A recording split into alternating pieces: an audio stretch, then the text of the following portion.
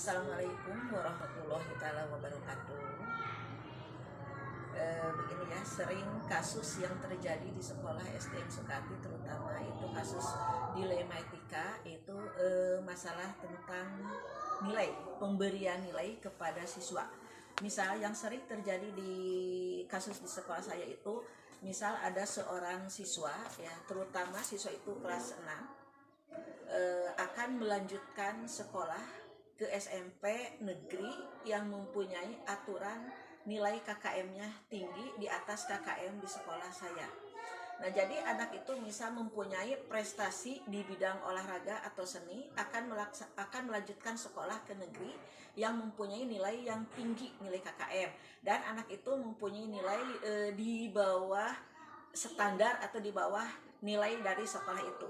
Maka di situ ada orang tua yang sering datang ke sekolah untuk meminta merubah nilai sesuai dengan keinginan orang tua itu, sesuai dengan nilai yang diharapkan di sekolah yang baru.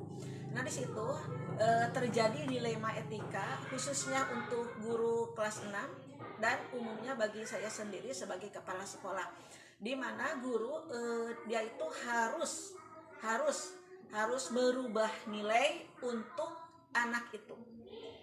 Assalamualaikum warahmatullahi wabarakatuh. Waalaikumsalam. Selamat pagi, Bu. Pagi. Ya. Terima kasih Ibu sudah bersedia untuk meluangkan waktunya untuk saya. Silakan Ibu memperkenalkan diri. Ya. Waalaikumsalam. Perkenalkan diri ya. Terima kasih atas kedatangannya. Saya sebagai kepala sekolah DSN Sukati, nama saya Isnur Hayati. Saya bertugas di sini mulai dari tahun 2022. Ibu, tentang kasus yang Ibu hadapi dan bagaimana sikap Ibu untuk pengambilan keputusan yang tentunya berbasis nilai-nilai kebajikan karena Ibu sebagai pemimpin di sini. Yang pertama, Bu, saya akan mewawancarai selama ini bagaimana Ibu dapat mengidentifikasi kasus-kasus yang merupakan dilema etika kah atau bujukan moral kah? Dalam kehidupan sehari-hari ya, sebagai kepala sekolah otomatis kita berhadapan dengan masalah. Pasti itu tiap hari pasti ada masalah di sekolah. Di situ pasti ada yang dikatakan barusan oleh Ibu, ada bujukan moral, ada juga dilema etika. Bagaimana cara mengidentifikasinya? Kita harus melihat dulu itu masalah itu dalam bentuk apa. Misal begini ya, yang sering terjadi, kita cara mengidentifikasikannya caranya begini. Kita lihat dulu dilema etika itu apa, terus bujukan moral itu apa. Dimana seperti kita ketahui, bujukan moral itu berarti jika seseorang menghadapi suatu masalah antara dua pilihan, itu paling mudah kelihatan. Misal antara benar dan salah, jadi udah kelihatan banget. Sedangkan dilema etika itu berarti seseorang dihadapkan pada dua pilihan, di mana kedua-duanya benar. Nah, jadi kita untuk mengidentifikasi yang paling inti itu begini. Misal jika suatu masalah yang terjadi di sekolah itu bertentangan dengan peraturan di sekolah atau hukum, maka disebutnya itu bujukan moral. Dan sebaliknya, jika tidak bertentangan dengan aturan yang ada di sekolah, berarti dilema etika. Selama ini bagaimana Ibu menjalankan pengambilan keputusan di sekolah Ibu, terutama untuk kasus di mana ada dua kepentingan yang sama-sama benar dan semuanya itu mengandung nilai-nilai kebajikan? Oh iya, nah ini yang dilema etika ya? Iya, pasti dalam kehidupan sehari-hari. Tadi kan dilema etika itu sering terjadi dan paling susah kita untuk mengambil keputusan sebab beranggapan benar dan benar. Nah, di sini kita dalam pengambilan keputusan jika itu ada dilema etika di sekolah, terutama di sekolah saya. Jadi saya itu pertama kolaborasi ya bersama teman-teman di sekolah. Caranya begini, mana yang akan paling cepat diambil keputusannya. Jadi hasil dari kolaborasi. Jadi hasilnya itu tidak boleh merugikan salah satu pihak. Itu yang paling inti. Berpikir akhir, bisa. Ini untuk yang ketiga, Ibu, langkah-langkah yang seperti apa yang biasanya Ibu lakukan terkait dengan pengambilan keputusan yang tadi? Iya.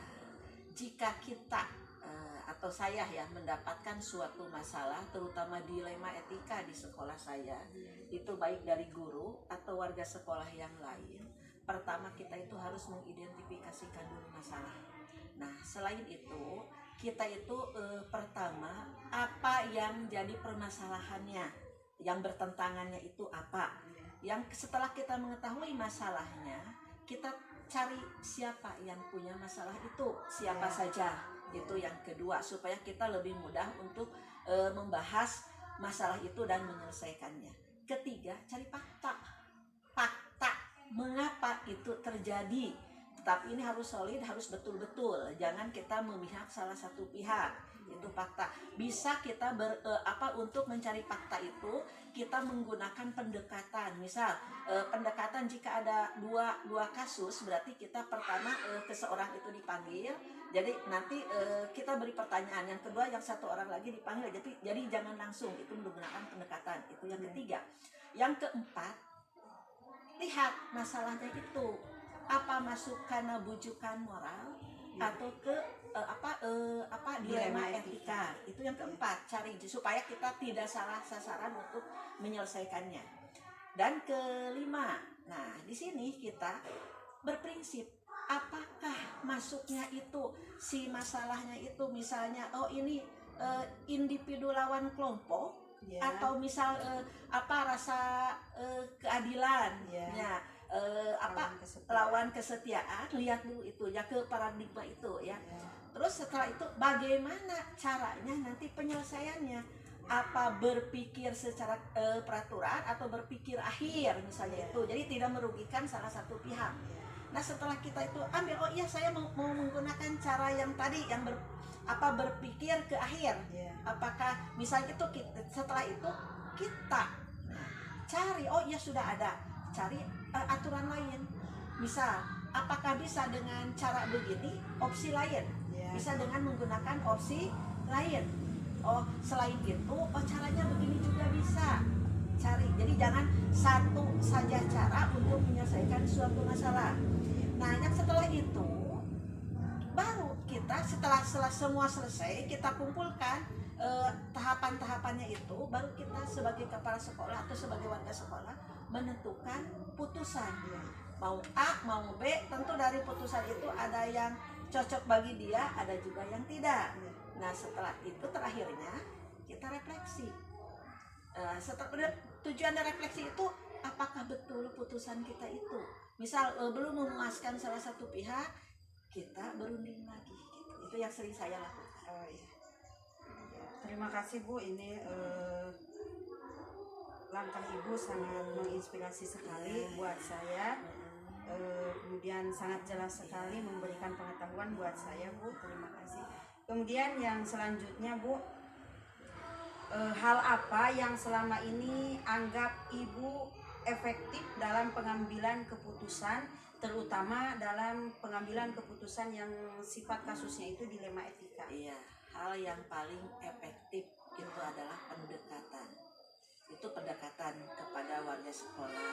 Setelah pendekatan kita berkolaborasi. Jadi suatu masalah tidak akan selesai jika dilakukan atau secara mandiri, tapi kita tetap harus berkolaborasi baik dengan warga sekolah maupun paguyuban atau komite. Berarti Ibu sudah melibatkan berbagai pihak ya, dan selain itu kita gunakan langkah yang tadi, yang 9 langkah itu kalau kita menggunakan yang 9 langkah itu otomatis kita akan menghasilkan suatu keputusan yang betul-betul dapat bermanfaat bagi kita semua. Sangat menginspirasi sekali Bu. Ini selanjutnya mungkin Bu dalam perjalanan yang tadi pengambilan keputusan ada saja tantangan terutama pada kasus dilema etika. Mungkin apa yang pernah Ibu hadapi atau temui tantangan-tantangannya itu? Tantangan pasti dalam kehidupan sehari-hari, dalam pengambilan keputusan pasti ada tantangan yang harus kita hadapi. Pertama ada ketidakpuasan dari salah satu pihak. yaitu misal salah satu contohnya kita begini, eh, eh, kita misal yang sering terjadi itu masalah nilai jadi dilema etika. Misal seorang anak mau melanjutkan sekolah ke sekolah yang lebih tinggi dan favorit, ya, nah itu kan dilema etika. Sedangkan nilai anak itu misalnya standar, terus dia itu meminta, sebab dia itu berprestasi tapi nilainya standar akan melanjutkan sekolah. Jadi di satu pihak guru itu kan dilema etika mau menaikkan nilai si anak itu, itu kan emang baik. Tapi dengan aturan ini kenyataannya anak itu biasa. Terus kalau kita memberikan nilai kepada anak itu, otomatis yang lain juga merasakan iri. Dan di situ ada dilema etika pada guru itu, apa yang harus dilakukan. Kalau anak itu misalnya tidak ditolong oleh kita, maka dia itu tidak bisa masuk ke sekolah yang disesuai oleh dia keinginannya itu. Kalau kita menolong, berarti bagaimana dengan kenyataan yang ada di sekolah itu termasuk. Paling sering ya Bu kasus seperti itu. Selanjutnya Bu, ini udah ke pertanyaan ke-6. Apakah Ibu memiliki sebuah tata kelola atau jadwal tertentu dalam sebuah penyelesaian kasus dilema etika? Apakah kalau Ibu menemukan kasus, apakah bisa langsung pas saat itu di tempat, atau Ibu bisa meminta waktu untuk beberapa saat untuk yang pada akhirnya bisa mengambil keputusan yang tepat? Untuk pengambilan keputusan itu dilihat dulu masalahnya. Ada suatu masalah yang bisa langsung diselesaikan hari itu juga, ada juga masalah yang tidak bisa diselesaikan. Jadi dilihat dulu bentuk masalahnya. Misal kalau masalahnya itu langsung, ya langsung aja. Jadi saya itu tidak mempunyai tata kelola yang terjadwal. Yang terjadwal. Gitu. Jadi tidak ya Bu ya. Kemudian Bu, selanjutnya, adakah seseorang atau faktor apa yang selama ini yang anggap Ibu bisa membantu mempermudah dalam pengambilan keputusan dalam kasus-kasus dilema etika? Ya itu. Dalam penyelesaiannya masalah ini yang sering membantu pertama itu adalah tetap kolaborasi dengan teman, dengan warga sekolah. Itu yang paling membantu. Kedua, ciptakan lingkungan yang kondusif, itu menurut saya. Kalau kondusif di suatu sekolah, keadaan lingkungan sudah kondusif, maka suatu masalah akan lebih mudah diselesaikan. Jadi hal yang membantu Ibu, warga sekolah ya Bu, terutama teman, kemudian ciptakan lingkungan yang kondusif. Kemudian Bu, ini yang terakhir, dari semua kasus yang tadi Ibu sampaikan, kemudian cara-cara Ibu yang biasa Ibu ambil dalam pengambilan keputusan, mungkin pembelajaran apa yang dapat Ibu petik atau ambil dari pengalaman Ibu selama ini dalam pengambilan keputusan dalam kasus dilema etika? Setelah kita sering menghadapi suatu masalah, kita sering memecahkan suatu masalah, pembelajaran yang terasa saya sekarang ini, pertama itu menambah kedewasaan, itu yang pertama. Kedua, menambah berani memutuskan suatu masalah, itu yang kedua. Yang ketiga, kita dengan terjadinya suatu masalah, kita belajar bagaimana cara berpikiran memutuskan suatu masalah supaya hasilnya itu dapat diterima oleh semua pihak. Gitu. Yang paling inti itu. Yang intinya itu menambah keberanian sebagai kepala sekolah untuk mengambil suatu keputusan yang terasa oleh saya. Terima kasih Bu, ini Ibu sudah mau berbagi dan sangat menginspirasi sekali. Terima kasih atas waktunya Bu, mohon maaf saya telah mengganggu. Terima kasih yang sebanyak-banyaknya. Mungkin sekian Bu dari saya. Assalamualaikum warahmatullahi wabarakatuh. Waalaikumsalam.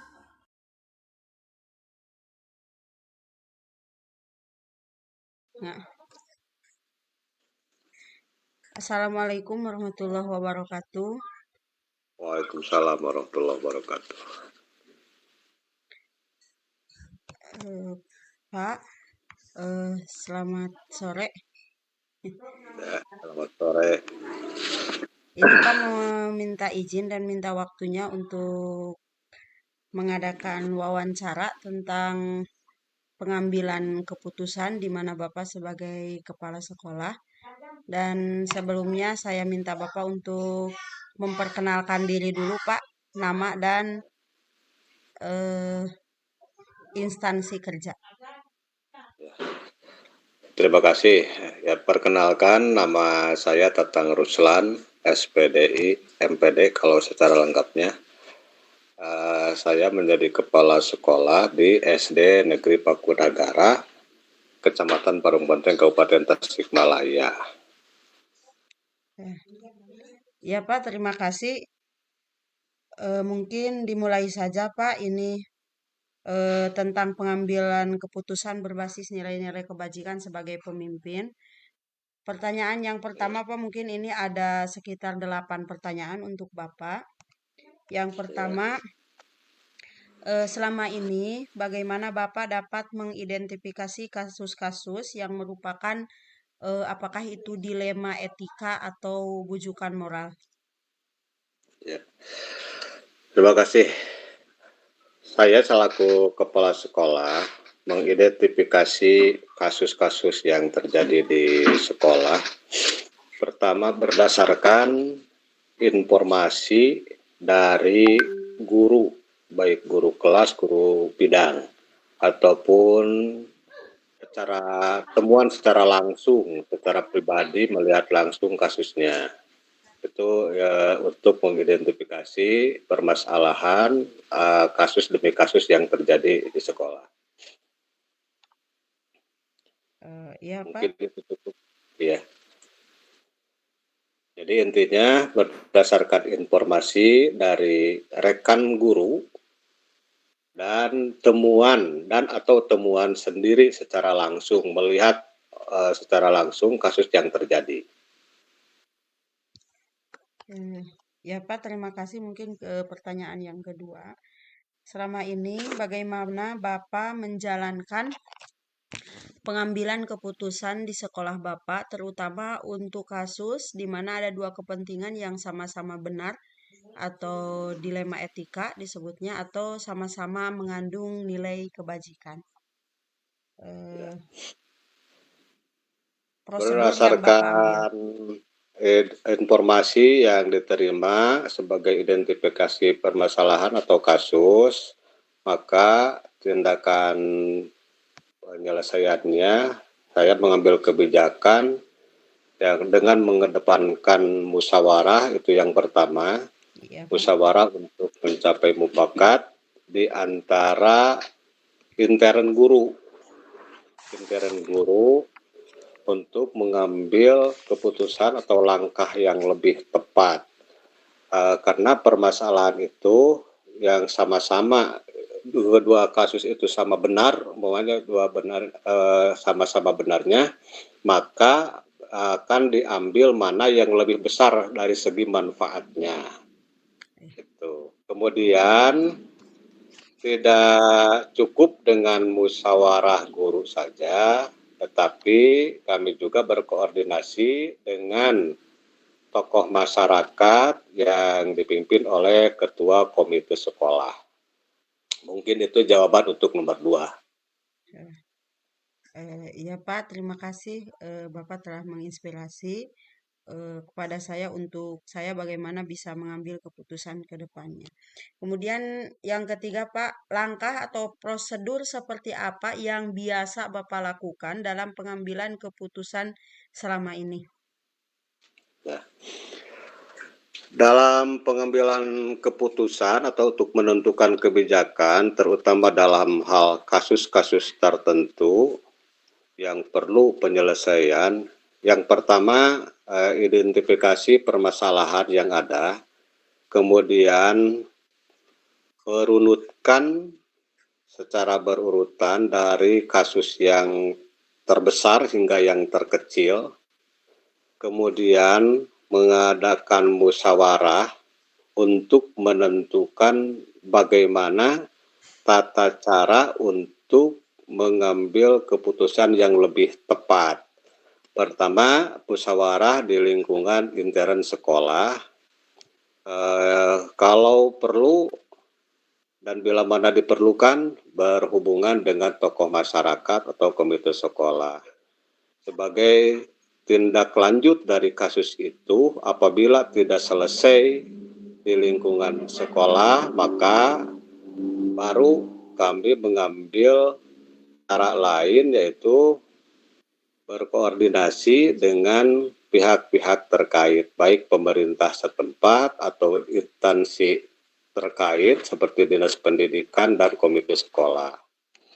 Itu cara-cara yang dapat saya lakukan. Yang pertama, identifikasi permasalahan. Yang kedua, perunutan permasalahannya. Yang ketiga, musyawarah. Yang keempat, tindak lanjutnya. Iya, Pak. Itu untuk jawaban nomor 3. Iya. Ke pertanyaan keempat, Pak. Hal apa yang selama ini Bapak anggap efektif dalam pengambilan keputusan pada kasus-kasus dilema etika? Ya. Pada kasus dilema etika, hal-hal yang dianggap cukup efektif dalam pengambilan keputusan, yang pertama musyawarah, yang kedua pembinaan terhadap siswa atau guru yang terjadi kasus etika.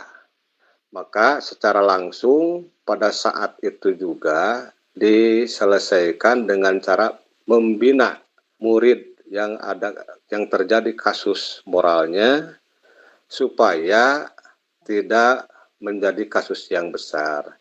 Kemudian diinformasikan kepada orang tua secara langsung pada saat itu juga setelah muridnya atau kasusnya diselesaikan di sekolah, supaya antara guru, kepala sekolah, dan orang tua sama sependapat, sama dalam pandangan dalam penyelesaiannya. Ini untuk pertanyaan selanjutnya, Pak. Mungkin Bapak dalam sering mengambil keputusan, sering juga menemukan tantangan. Nah, yang selama ini yang merupakan tantangan menurut Bapak dalam pengambilan keputusan pada kasus-kasus dilema etika?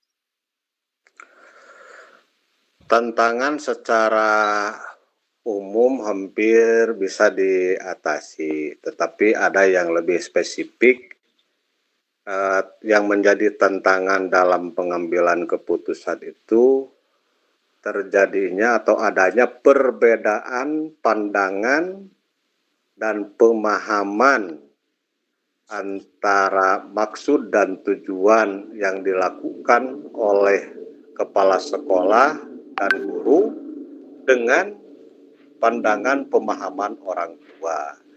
Karena kalau di sekolah menegur siswa yang bermasalah dalam etika, mungkin menurut pandangan orang tua sama saja dengan dibentak atau merasa anaknya itu diperlakukan tidak baik. Padahal tujuan guru dan kepala sekolah itu untuk mendisiplinkan siswa. Maka itulah yang menjadi tantangan terbesarnya, yaitu perbedaan pandangan, pemahaman terhadap maksud dan tujuan yang dilakukan oleh guru dan kepala sekolah di sekolah dengan pandangan pemahaman dari orang tua. Iya. Tuh, Iya. Cukup, Pak. mungkin Pertanyaan, ya. Ya. Terima kasih untuk pertanyaan selanjutnya, Pak. Apakah Bapak memiliki sebuah tata kala atau jadwal tertentu dalam sebuah penyelesaian kasus dilema etika? Apakah Bapak biasanya langsung menyelesaikan di tempat atau memiliki sebuah jadwal untuk menyelesaikannya? Bentuk atau prosedur seperti apa yang Bapak jalankan? Dalam penyelesaian masalah yang sering dilakukan yaitu penyelesaian secara langsung sesuai kasus yang terjadi atau bersifat kondisional. Mengapa secara langsung dilakukan pembinaan untuk penyelesaian kasus tersebut supaya kasus itu tidak menjadi kasus yang besar apabila tidak segera diselesaikan, atau apabila ada kasus yang mesti diselesaikan dengan waktu berikutnya, maka kami membuat jadwal atau menjadwalkan untuk penyelesaian kasus di lain waktu. Itu ditentukan jadwalnya itu ketika setelah penyelesaian secara langsung di sekolah.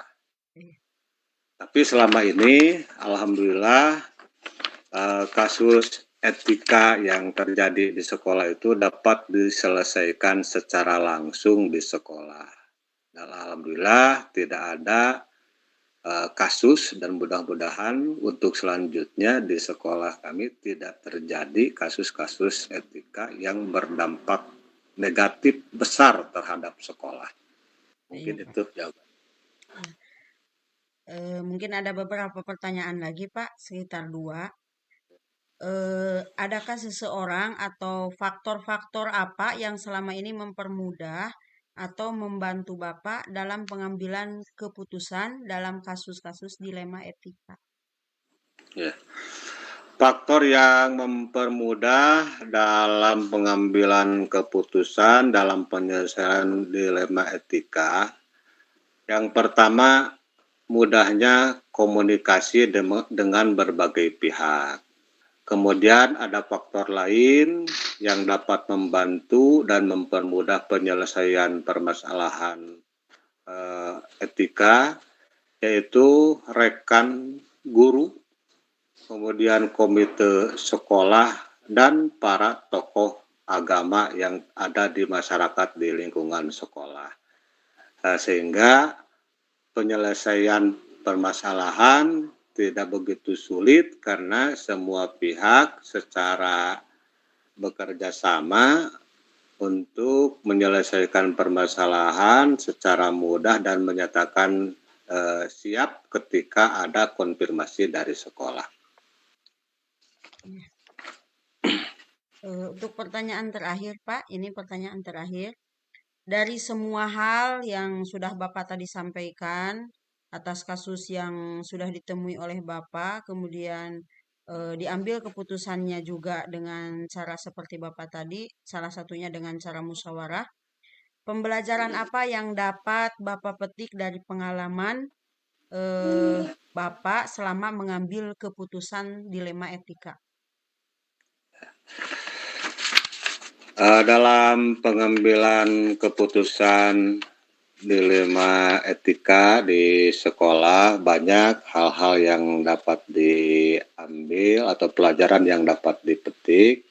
Yang pertama, kematangan berpikir, kematangan emosional untuk mencapai ketepatan apa yang mestinya dijadikan pijakan untuk bertindak.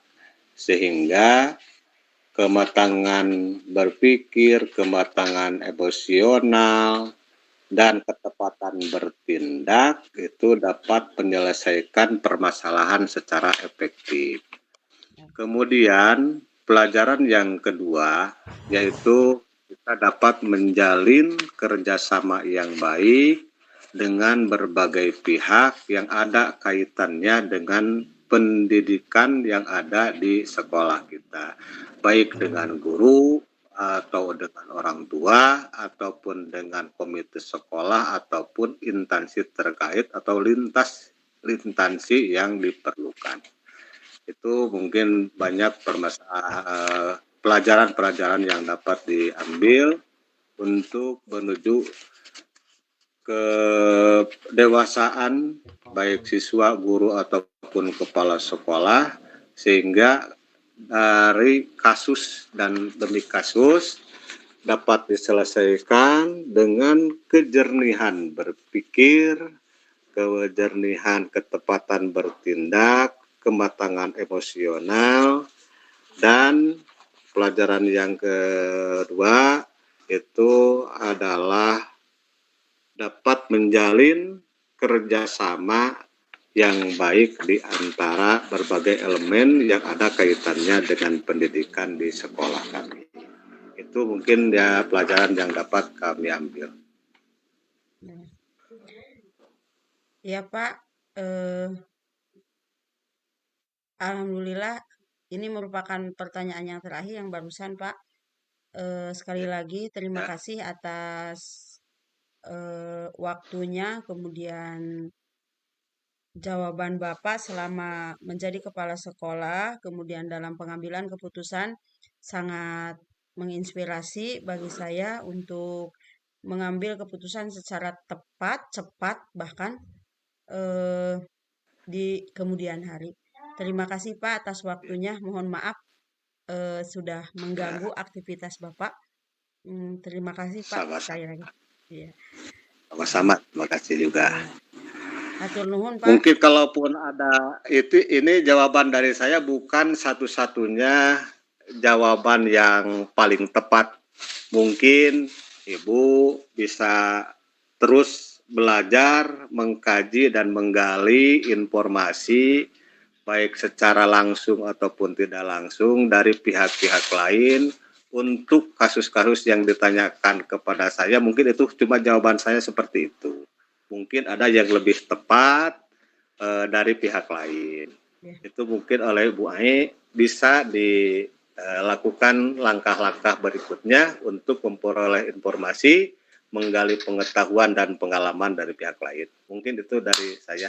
Terima kasih, sama-sama terima kasih. Mudah-mudahan Ibu Ai sehat, Amin. kemudian bisa melaksanakan tugas yang sangat mulia ini untuk mencerdaskan kehidupan bangsa sesuai dengan amanah dari negara yang diembankan kepada kita.